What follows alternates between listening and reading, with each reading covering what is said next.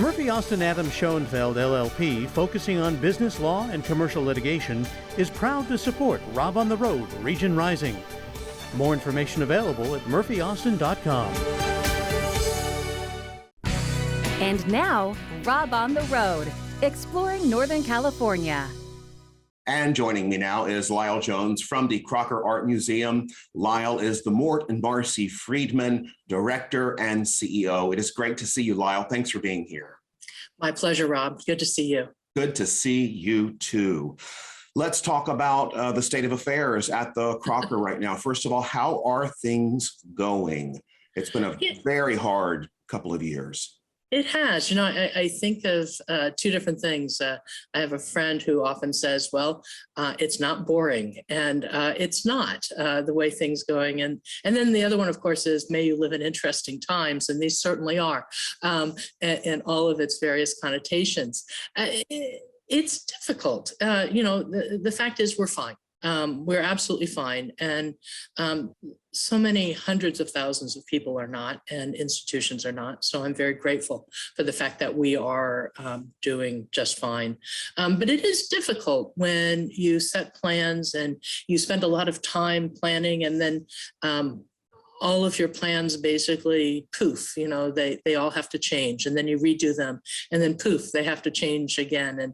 And that is the environment that we're living in. We're coping as well as we can, and we're trying, and we're still, I think, doing a very good job serving the public in a variety of ways, but they're not necessarily the same ways we have in the past. You serve a huge public, a very wide depth and breadth of people all across the board, socioeconomic, all types of communities in Northern California.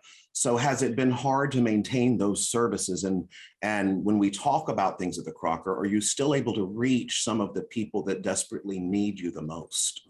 Yeah, we've worked very hard at that. We also, have shifted a number of our programs to being online and virtual. So in fact, in many ways, our audience has expanded, especially geographically, where we have had a strategic focus on the Sacramento Valley in the past, while we look at the entire state, the nation, and, we serve a number of international visitors. Some of those international and visitors from the East Coast and elsewhere in the United States are lower in numbers in person, but they still do come online, and we do serve them that way.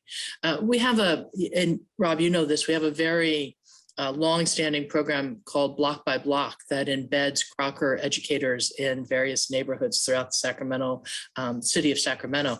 Those programs are continuing. We have teams that are working for us in a variety of different ways, working in schools and community centers.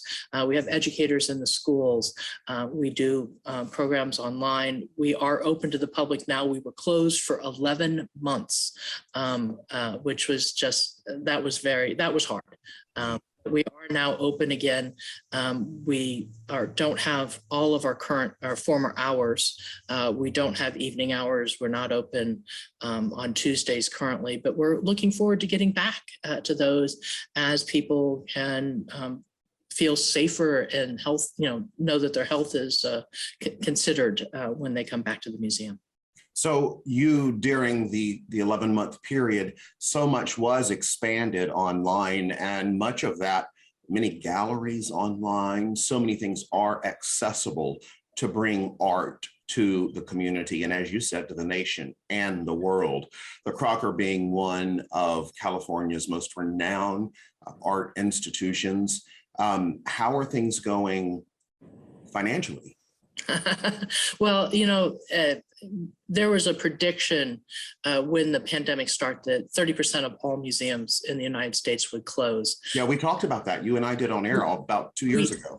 We did. And fortunately, we've not seen that happen. One of the reasons why we've not seen that happen is because of the CARES money and things such as the Shuttered Venue Operators Grant that the museums were able to apply for, and payroll protection plans and loans. Those have helped tremendously institutions around the nation and the Crocker. So we haven't seen the terrible shortfall that we were expecting. But museums are lagging industries, and we know as the economy comes and builds back up, that there's a potential that museums won't build as quickly as some other institutions. And we also know that arts, culture, hospitality, leisure industries were hurt the worst through the pandemic, and we are feeling those effects. I'd like to talk to you about some international news and some very sad news that came out of Sacramento at the end of 2021, and that is the death of icon, and I should say friend to you and to the Crocker, Wayne Thiebaud. Yes. Painter, internationally known. And I just would love to talk to you. First of all, I'm sorry. Thank you. And I'm curious just how the Crocker is coping with this, because he's such a huge part of the Crocker. He is a huge part of the Crocker and has been for decades. The Crocker gave Wayne his first one-person show in 1951, and we've done at least one exhibition every decade since. So that's a lot of exhibitions. In fact, we currently, well, when we closed for the pandemic, we had a major Wayne Thiebaud exhibition on view that we had to close early. It's been all around the U.S. And is still traveling. At the conclusion of the tour in April of 2022, we're going to bring that exhibition back and it will be on view for a number of months. We had hoped it could still be a celebration with Wayne. Now it will be a celebration in memory of Wayne. I'm sorry. I really am. I know that you and so many of your staff members have gotten very close to him. We have, and it can't be stated enough, I guess is the right way to say it. Wayne's importance as a painter internationally, as you mentioned, but he's also just been, in many ways, a heart and a soul of the arts in Sacramento. And when Wayne died on Christmas Day in 2021, it was the conclusion of a tough week. We had also lost Sacramento native Joan Didion earlier that week. And it's been a very tough year for the arts, both locally and internationally. Earlier this year, we lost Greg Condos, one of Wayne's great friends, also a great friend of the Crocker. So, it's during a time of great loss in many ways, we've also felt great personal loss. I was going to talk to you about Gregory Condos as well. I went and watched hours of videos of interviews with Gregory and with Wayne as well, that Wayne had done with other people. And what a humble, kind, strong when it comes to talking about his art and students, but what a kind, humble man when it came to talking about himself. He did not see himself the way the rest of the world did. He once made a comment that he paints every day partly because he's still trying to master painting, which of course, for anybody looking at his work, he was a master, and just the surfaces of his canvases, just the lusciousness of the paint. But really, I think what's wonderful about Wayne's work is it was in every media that he tried, whether it was drawing, printmaking, painting. He was a master. He was a student of art, a student of art history. He was a student of technique. And while many people think of him for some of his iconic works from the 60s, some of the cakes and pies and bakery counters, things that are often associated with pop art, you really have to look at those pieces as great works of formalism. You break them down into their geometric shapes. A piece of pie becomes a triangle, part of a circle. And you start to understand how he composed paintings in a way that just made them more than their subject matter. While their subject matter was wonderfully appealing, tasty even in some cases, their formality just made them work in a way that any great masterwork holds up over time, regardless of what the subject matter is. And that is one of the things I think he taught his students as well. And one of the things about great teachers is they are lifelong students. And I think Wayne was as well. Yeah, and one of the quotes that stuck with me with Gregory is that he will be a lifelong student and he will die a student, and he did. And you know, this just makes me think of something, and that is, I was watching an interview with Wayne where he talked about his art being fiction, but the feelings that come from it are not. Right. And I just want to ask, you know, your opinion on that, because I see the pieces that these two icons and many more artists have created that cause such feeling and such joy. And as you look at them at the Crocker, you can get lost for hours, even if you've been 100 times. Right. Looking at one painting. Right. The feeling it leaves you with is it outlives.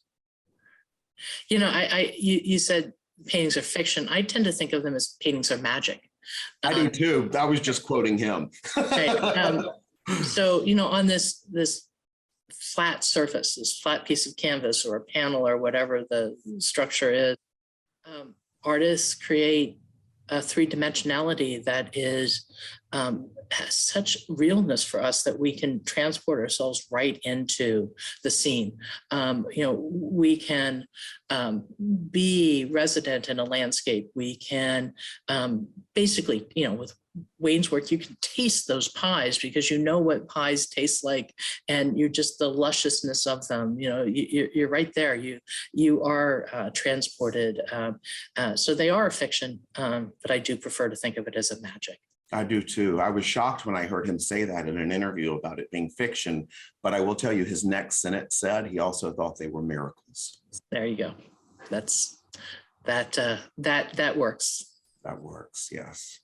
May I ask you personally, were you able to at some point in the past during the pandemic speak with him and talk? Well, we were, in fact, Wayne and the Wayne Thiebaud Foundation have been very supportive of the Crocker for many decades. And not too long ago, they gave us another grouping, a major grouping of works of art for the collection. So our collection now numbers approaching 200 works by Wayne. And we really are a major repository for his work in every medium. And he will always be a central figure at this institution. That's great. That's great. Is there anything else you wanted to say about the loss from the art community during 2021 and personally for you too? Well, I think that one of the things that is important to remember when great artists pass, they're gone in their corporal body, but they have a legacy that remains forever. Their works speak for them in a way that continues to engage new generations, and people get to know them anew. So while they're gone in one sense, they're never gone in the other. I love that. That's beautiful. And I also have to say, you know, you were very lucky to be able to have conversations and speak and say the things you wanted to say that must be shared. I encourage people to do that with anyone in their lives. It's very important. It helps closure at any time. It certainly does. So let's shift gears here now to future projects at the Crocker, talking about the future and those pieces will be there. Tell me what's coming up in the next 2022, 2023, 2023, all the years ahead. You know, one of the if you can. One of the things that has been interesting about the pandemic is museums tend to work 3 to 5 years in advance. So we're always looking way down the road at exhibitions and putting things together, especially exhibitions that travel. And we have history at the Crocker of traveling exhibitions and writing major catalogs of exhibitions. And so the pandemic has made some of that future planning a little more difficult, made some staff a little more reticent in some of that planning. And I think what it has done for me is shifted my focus a bit. So when somebody would ask me what's coming up, I'd have to stop and think, because I'm always thinking what's coming up in 3 years. I'm not necessarily thinking what's coming up in 3 months. But the Crocker this year has some fabulous exhibitions, and I am excited. There is one coming up in the spring of early in the year in 2022, and that's called The Candy Store. And it's an exhibition about the Candy Store Gallery that was in Folsom, California. It started out actually as a candy store. Adeliza McHugh opened a candy store. The candy store didn't do well, so then she started selling art, and she kept selling candy, but her art really became what she became most known for. And it became a locus of Sacramento regional artists, many of whom gained international importance. Artists such as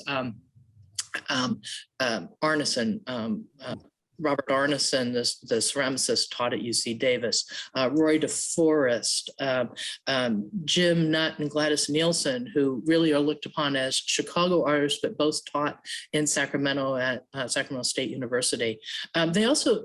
She also had artists that never were associated with Sacramento region, artists such as Luis Cruz Azaceta, a Cuban-born artist centered in New York, or Dwight Yoakam, an artist that I believe she was introduced to from Gladys Nielsen and Jim Nutt, a folk artist who has recently had a major exhibition at the Metropolitan Museum in New York, and is kind of being reclaimed as a great 20th century master of his work. This exhibition, I'm really excited about in that, we've done a catalog for it. It's artists that we know well. They're artists that are, in our collection. They're artists that are known. But one of the things that's always frankly bothered me about Sacramento is the fact that many people forget about Sacramento's art history, legacy, and importance. They think about the Bay Area. And so, for instance, we're talking about Wayne Thiebaud. When I lived on the East Coast, I knew Wayne Thiebaud was a San Francisco artist because that's what I'd always been told. I didn't realize he was actually Sacramento. And the same is true with artists such as Arneson and others. People think of them as Bay Area artists. They don't think of them as Sacramento Valley artists. And that's something that the Crocker is trying to change. We're really trying to relocate Sacramento as a center of art historical importance, because it has been and it continues to be. There's a great art legacy in this region, and we want it better known across the United States. It's so interesting you say that, Lyle. In one of the interviews I watched that Wayne Thiebaud had given, he said they were talking about this, right? How it's either like the Bay Area or New York. And Wayne said, well, that doesn't need to be the case. And then he applied a completely different thought process to it, analysis. He said it's not California mathematics, it's not San Francisco mathematics, it's math. Do it everywhere that you are, and the importance of doing art in your community, which is what the Crocker stands for, art here at home. Right. And, our collections are international in scope. They date from prehistoric periods to the present. But we have made a real decision that we need to, as being located in Sacramento's capital, we really need to be the home of California art. And if you talk to collectors of California art, we are. We have more California art on view than any other museum in the world. And that's art from statehood to the present day. It really is a wonderful legacy. And if you care about California and its art output, you have to care about the Crocker Art Museum. Lyle, that's fantastic what you just said. On display, California art more than anywhere else in the world. That just deserves a pause and an applause for y'all doing that. I also want to ask you, and I apologize for this because you mentioned her name, and I did not ask you about Joan Didion. Did you have a connection there? I did not. I mean, I've read Joan Didion's work. she was born in Sacramento. I think, she was of California in her writing and her being. But I don't believe in the 2 decades I've lived in Sacramento, she had visited this city once, from what I've read. So she still has family in the area, and I know some of them, but I never had the pleasure of knowing her. But part of the art world as well. The art Absolutely. Lyle, there is a through line for me in all of my programs that I really like to touch on heart to heart, and that is with you right now. And it's just things that must be shared. And I'm curious that as we sit here today and just kind of take a minute, is there something on your heart, anything to do with you? Because many people in this community, you were one of the very first people that we did this new format with when COVID started, have asked about you. How are things going with the Crocker? And I'd like to know from you personally, if there's anything that you would like to share. I think and lessons learned, anything you've learned. You've left me a little tongue-tied, Rob, and that's not a state that I'm often in. No, that was my goal wasn't for that, but what was to think. Right. Well, I think that, there are a couple of things that, this period has been difficult in many ways, but, I work in museums and I've made this my life's work because I believe in the power of museums to make people's lives better. And even during times of, national strife such as the pandemic, where so many people have been personally affected. I know the arts make personal lives better. And I know that the Crocker is one of the places people that are facing great despair can come to get some solace. And I think that the one thing that gives me, and talking heart to heart, real pride and hope is the fact that the members of this community, the Crocker supporters, have stepped up to make sure that the museum is strong throughout this period, and have tried to do everything they can to make sure that the Crocker remains an institution that serves everyone that enters its doors or is touched by its programs, and that the reach can be stronger and wider, even during times of home isolation. So you got to feel that and see that personally, that people and communities and the world had to isolate. You felt the insulation of support.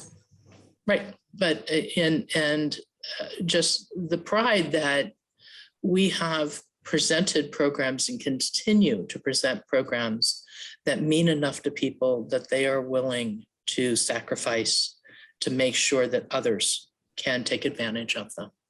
And that's heartwarming. Very.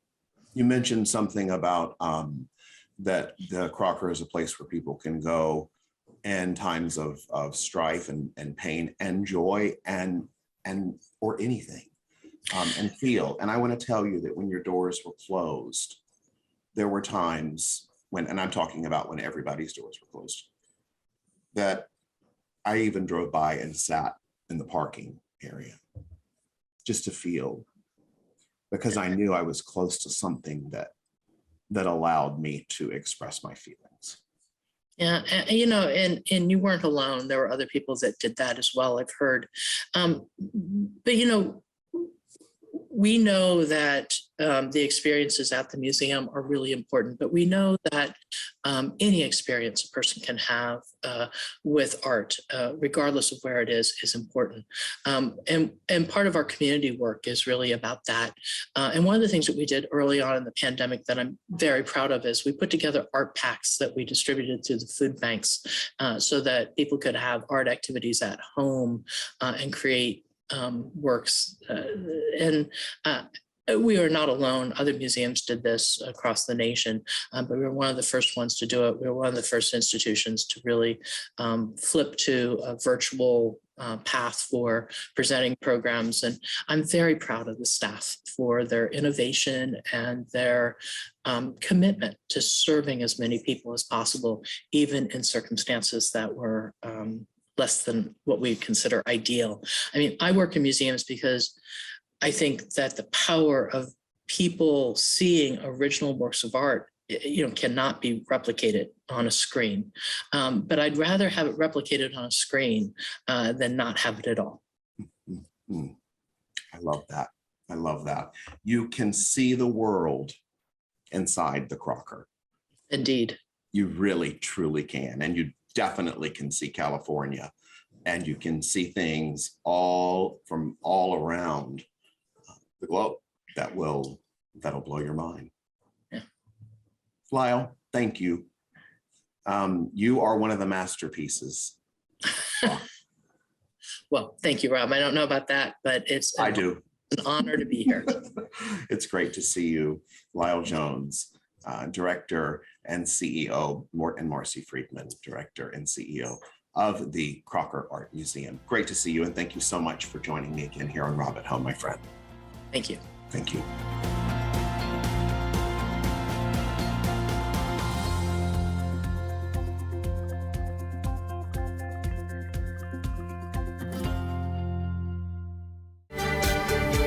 Murphy Austin Adams Schoenfeld LLP, focusing on business law and commercial litigation, is proud to support Rob on the Road, Region Rising.